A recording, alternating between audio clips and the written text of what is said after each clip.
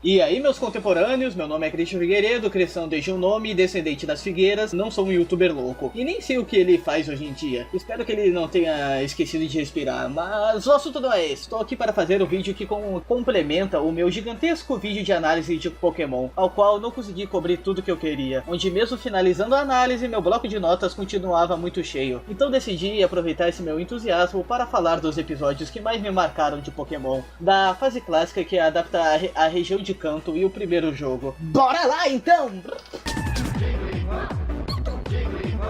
Gostaria de começar falando de um aspecto de suma importância nessa fase clássica do anime. O fato de ser um tema recorrente é a empatia com o rural, e mesmo os episódios sem foco nesse aspecto, como o do Jigglypuff, ainda há toda uma brincadeira de falar como as cidades são barulhentas, e todos os habitantes são irritaços, putaços com a vida, pois não dormem, porque o entretenimento não pode parar. E os personagens ficam aliviados ao saírem da cidade, ficam elogiando as florestas por serem tão calmas e mais naturais. Mas é claro que eu não acredito que o anime tente ou faça uma crítica nesse episódio. Como eu disse, ele foca na Jigglypuff, e a punchline é a bola rosa fazer todos dormirem, e consequentemente todos ficam bonzinhos. Ainda assim, pra mim fica bem evidente o capitalismo e seu sistema como alvo de piada para as bobices desse trio de crianças. Então não chega a ser cínico de fazer piada com algo que é, afinal, uma das marcas que mais deve fazer os funcionários não dormirem é Pokémon. Mas o anime faz um bom trabalho representando uma proteção de ideias que querem deixar as crianças mais perto da natureza e longe de qualquer tensão consequente da urbanização. E um dos episódios que mais exemplifica essa linha de raciocínio é o episódio dos Diglets, um dos episódios mais fortes que tem de Pokémon. Pelo menos na minha opinião, é claro.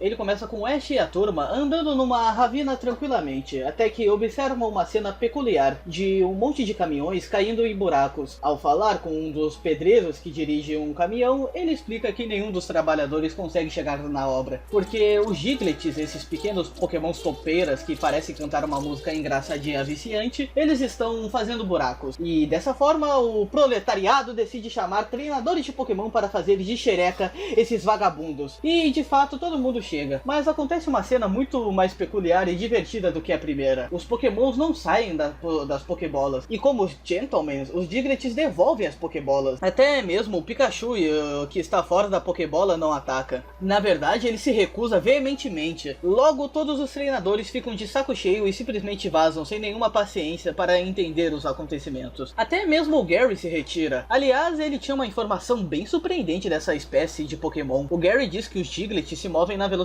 da luz, por isso é impossível um humano pegar os Pokémons com as mãos, sabe? E isso é... caramba! E pior do que essa informação era só a solução de usar o seu Pokémon mais forte, que eu chuto que seja seu inicial Squirtle, que nessa altura do campeonato deve ter evoluído, mas tanto faz. O caso é que o Gary confia que o jato d'água do seu Pokémon é rápido bastante para acertar um bicho que se move na velocidade da luz! Caramba, minha conclusão é que se um jato d'água concentrado nessa velocidade acertasse o Diglett, com certeza a teoria do seu nariz ser, na verdade, sua boca aberta, se tornaria a verdade da pior forma possível. Enfim, o Ash é o único que fica no local e sem muita ação ou urgência para resolver o mistério, ele o descobre naturalmente, só vendo a natureza fazer seu processo. Agora, não fiquem surpresos, o Ash vê uma cena peculiar, a mais peculiar do seu dia, cheio dessas cenas peculiares. O Ash vê os Diglets e os Dugtrills arrumando a floresta e, minha nossa,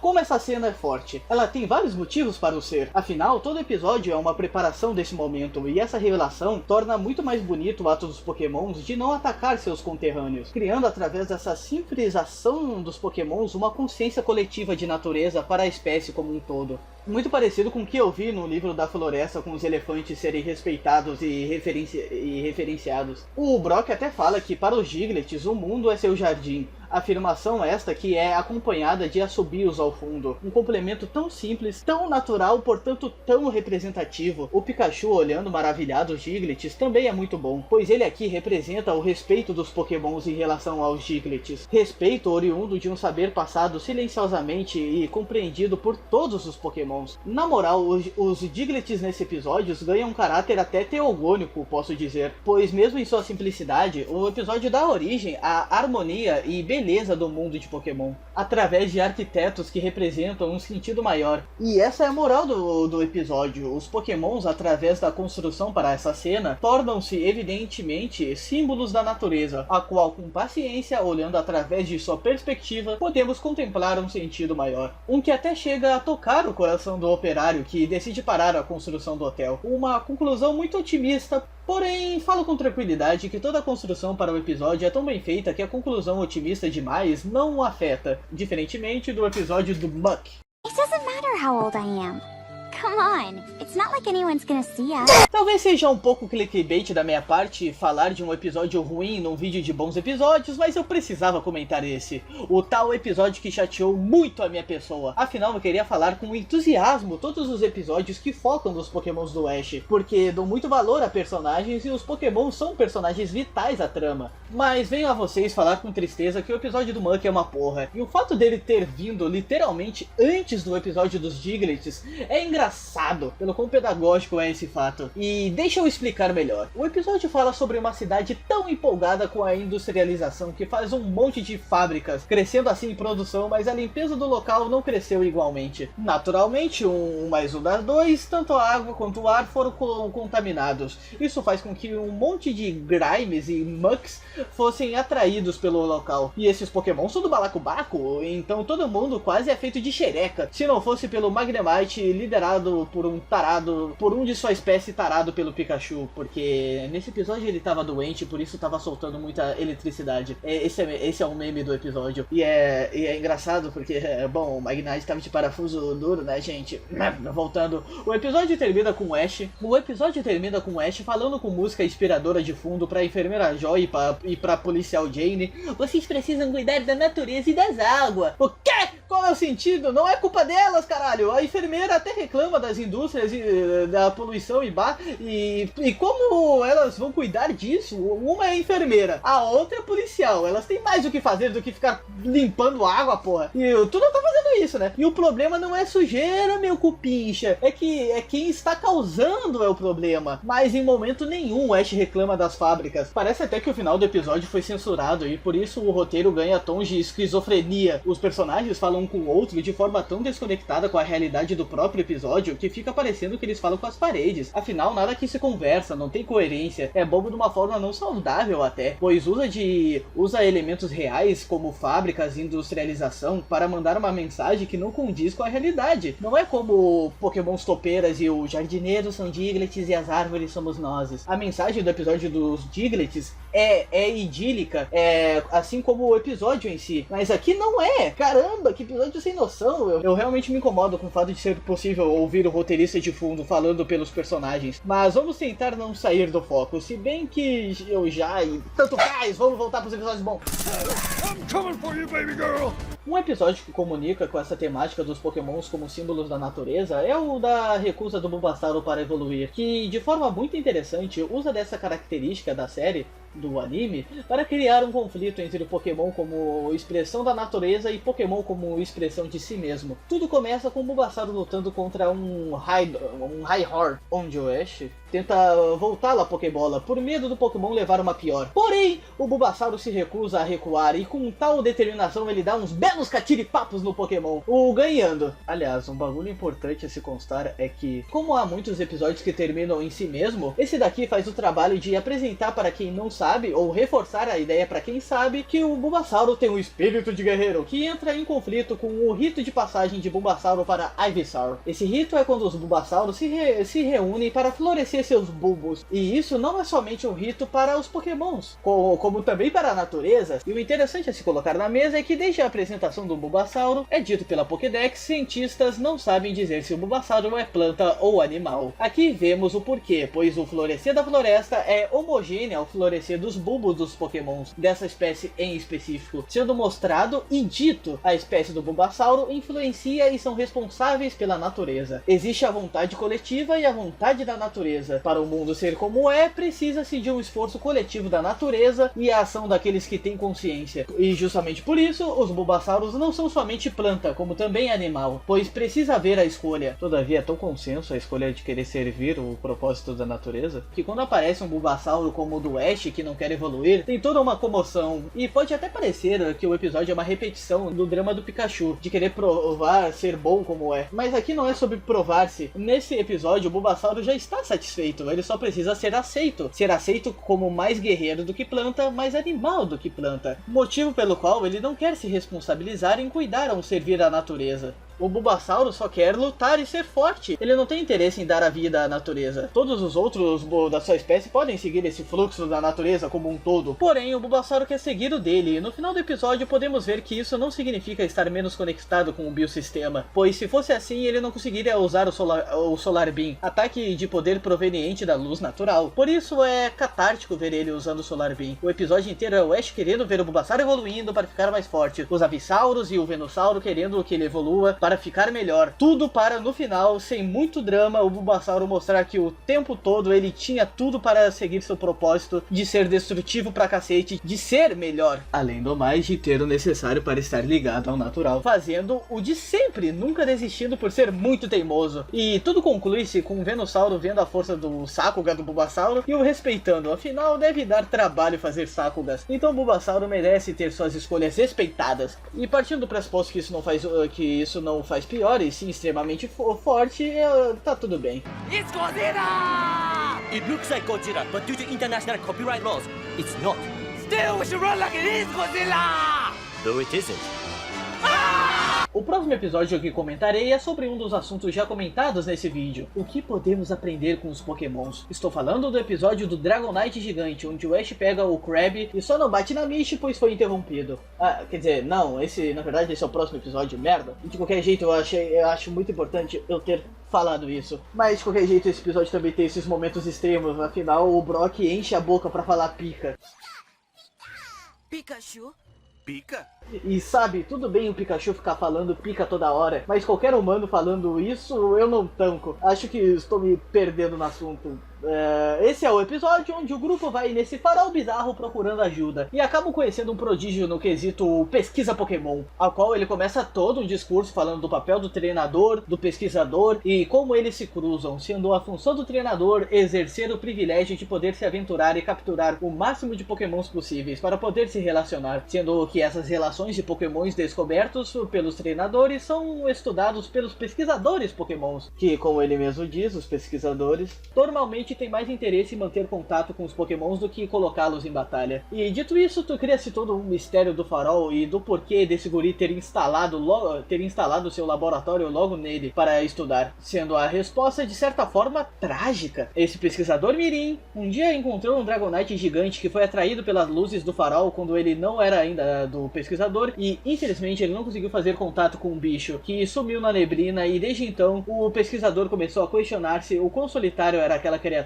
Não há nenhuma como ela e por ser tão grandiosa, tão extraordinária, não consegue chegar perto de ninguém. Logo nunca se relaciona. Claro que como um pesquisador com um propósito de entender os Pokémons, ele tenta fazer contato e nesse episódio ele chega a conseguir. Mas infelizmente novamente a equipe Rocket estraga tudo. E dessa vez até o James percebe que estão indo longe demais. Temos que pegá-lo pra nós! Tudo bem, vou atacar agora mesmo.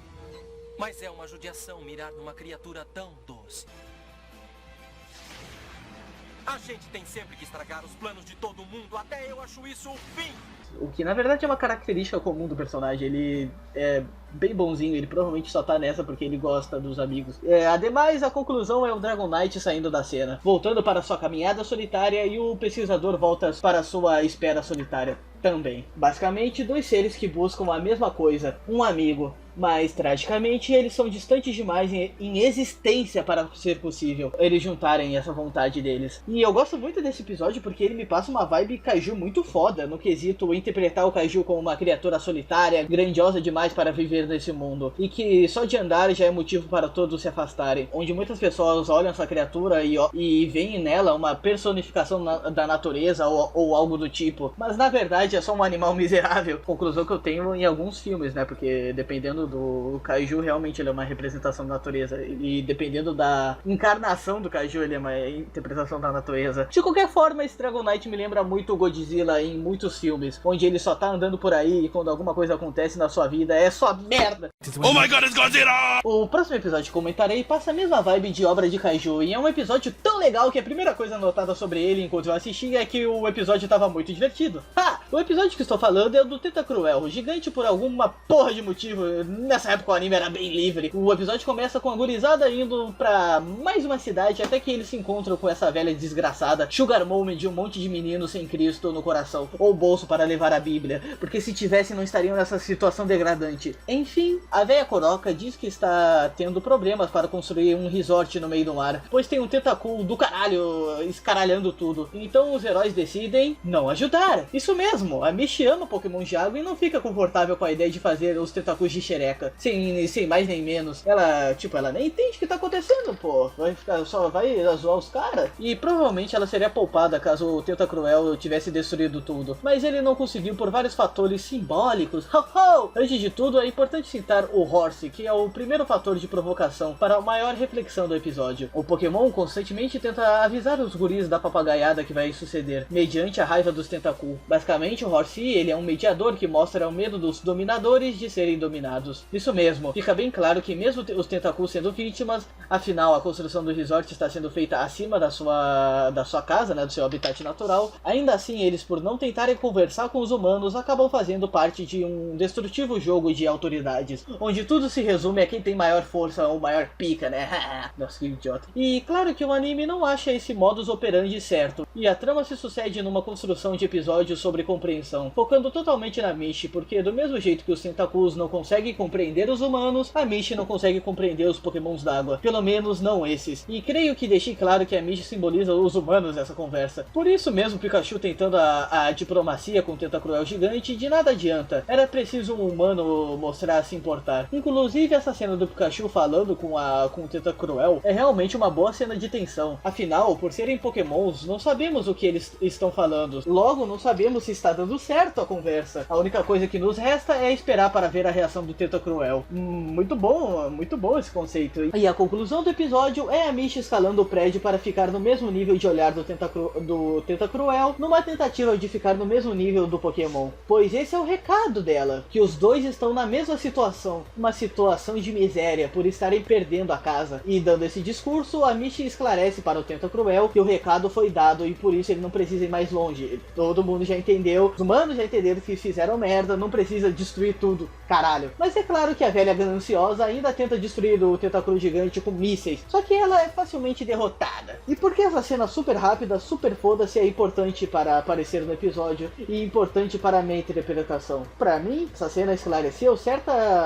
pensamento meu oriundo da minha experiência com kaijus, que me diz que eles normalmente são uma metáfora da resposta da natureza para com o homem. E através de alegorias devemos refletir o propósito. E aqui, interpreta a mulher velha ser, melhor dizendo, representar o idealismo do capital ao qual tudo pode, por ter muito. E ela vive tanto no êxtase de tal pensamento que, querendo ou não, essa verdade do mundo acaba por tornar-se fantasia em sua ignorância, pois através dessa ideia a velha não consegue nem entender a simples e unilateral mensagem da natureza de não fazer merda. Porém, essa fantasia não é problema para a natureza, pois, diferente da velha, a natureza é realmente poderosa e merece respeito. Por isso, a cena dela sendo feita de xereca é importantíssima. E chegando nessa conclusão, fica claro pra mim o quão experimental o Pokémon era nessa época e o quanto ele respondia a si mesmo. Tipo, esse episódio, mesmo que sendo uma crítica velada, ainda é uma crítica do capitalismo, do como ele pode ser destrutivo por nos colocar numa fantasia de autoridade infinita. Por essa conclusão e todas as características que compõem esse episódio, acredito que esse tipo de trama jamais seria feita hoje em dia no anime, ainda mais por ele ter outro aspecto de sua importância, nessa época pelo menos,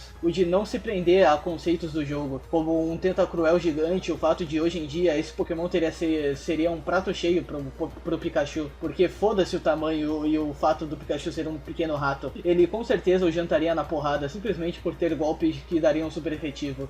Inclusive, essa é a minha deixa pra falar do penúltimo episódio do vídeo. O Pikachu evolui para um Pikachu elétrico chamado Raichu. Ele chega a ficar com mais de 2 metros. Caralho! Um Pikachu de 2 metros, mano! Tá, cara! Imagina o Raichu que chega ali, mano! Caralho! Depois de escrever os primeiros episódios de Pokémon, Takeshi Sudo só voltou como roteirista num episódio que fala de uma renomada academia para treinar treinadores de Pokémon. E o plot todo, na minha perspectiva, se resume ao Sudo falando pros fãs de Pokémon: o anime não é o jogo! Pois ele coloca as várias informações técnicas de Pokémon como uma bobice, coisa de moleque elitista, chato, e tem até uma simulação de batalha na academia que tem o mesmo layout do jogo do Game Boy. E o carinha aí ganha na simulação, mas numa batalha de verdade ele leva uma pior, ele leva pau! Realmente eu não consigo desver esse episódio como um episódio que tira sarro dos nerds que assistem Pokémon falando actually não sei o que, não sei o que. Fica até contrastante com os episódios atuais, pois aqui fica bem claro que, como animais, os Pokémons têm suas naturezas e modos de agir muito fora das regras. Por isso, na batalha do episódio, o Pikachu dá chutes e arranha o Cubone. Ele é um bicho, caralho, ele é um rato, porque ele não faria? É diferente de hoje em dia que qualquer golpe de Kung Fu é preciso que o Ash dê um comando, ou é preciso ser um golpe do jogo. Por exemplo, o Greninja não pode simplesmente dar um soco, não, ele precisa dar o golpe Aerial Ace. E hoje em dia no anime não tem coisas como Pikachu usar a cauda cheia de eletricidade para desferir um golpe. O único jeito dele usar a cauda é com a Iron Tail. E claro que, sinceramente falando, não acho isso necessariamente ruim, só é mais limitante e parecia existir um trabalho maior no começo de fazer os Pokémon soarem mais naturais. Tipo assim, os Pokémons Groudis não recebem dano elétrico, e tu até consegue imaginar o porquê. Ou os bichos é feito de pedra ou parecem usar uma armadura, mas o Cubone é só um mamífero mesmo, hein? Então na adaptação eles resolveram fazer ele girar o osso para dissipar a eletricidade. Pô, muito criativo, e sinceramente, nessa maratona que pretendo fazer do anime, fico preocupado disso ficar cada vez menos comum. There was something that prevented me from having friends when I was a little girl. It must have been your personality. Por fim, comentando a equipe Rocket, ao qual eu esqueci de comentar no último vídeo, simplesmente porque não tem muito a ser dito pra eles, sabe? São personagens engraçados e sinceramente essenciais para você curtir o anime, porque eles aparecem o tempo todo. Eu realmente fico impressionado com quem não gosta da equipe Rocket e vê o anime. Deve ser insuportável! Aliás, uma curiosidade bacana é que eles são criação direta do Takeshi Sudo. E ele ama esses personagens. O cara os considera seus bebês e sua vontade era que os dubladores tivessem muito mais liberdade para improvisar, mas a produtora não deixou e ele ficou muito frustrado com as inúmeras aparições sem inspiração dos personagens. Mas essa coisa de sem inspiração, acho que ele só tá sendo extremista como ele sempre é, tipo, o cara odeia o Ash e odeia a Misty, então eu não vou concordar com ele como se ele fosse a mente mais sã só porque ele é o criador. Porra, e eu adoro a equipe Rocket, mesmo eles não sendo exatamente o que o criador queria, o que é, na verdade, meio nogger de se dizer, mas enfim,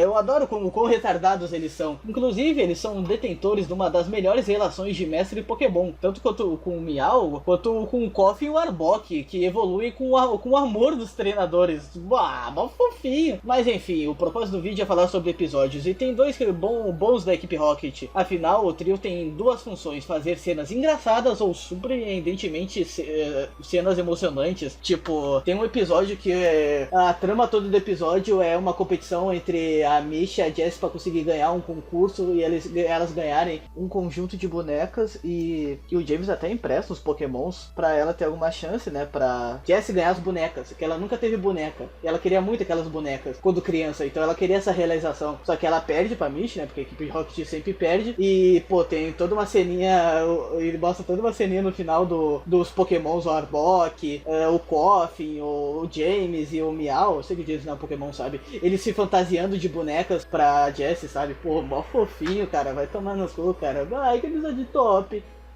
Era Cara, onde que eu tava? O episódio do passado do Miau é simplesmente muito bom. É divertido, não se leva a sério, mas nessa de não se levar a sério, ele dá a volta e te pega no emocional, pois é genuíno, não é forçado, são os personagens sendo os personagens. Eles continuam agindo como idiotas, mas é fácil ser pego pela parte mais emocional, justamente por estar debaixo da superfície dessa comédia, uma história trágica de um Pokémon que não é amado. E a conclusão esquenta meu coração, sendo a Jessie e o James mostrando que amam o Miau, mesmo ele sendo um mongolão. Outro episódio é o do passado do James, que é tão interessante que até o grupo protagonista ficou o episódio inteiro só bisbilhotando pra ver do que vai dar. Inclusive a cena do James mentindo sobre seu passado faz referência ao anime O Cão de Flanders. Para mais, veja o vídeo do Sago, é bem interessante.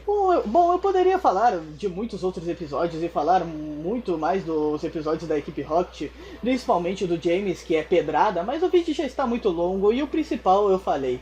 Na verdade não, eu tenho que deixar bem claro uma dualidade do motivo pelo porquê o James está na equipe Rocket. Um motivo premeditado por sua vida na realeza, pois a prometida dele já era como a Jessie, mas ele não tinha a liberdade e o amor naquele ambiente, mas sim junto à equipe Rocket.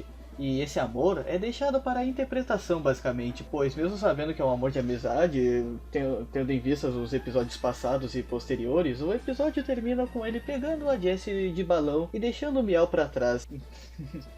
Pronto, tendo falado isso, minha alma está livre para terminar o vídeo. Espero que tenham gostado, fiquem com Cristo e aos guris.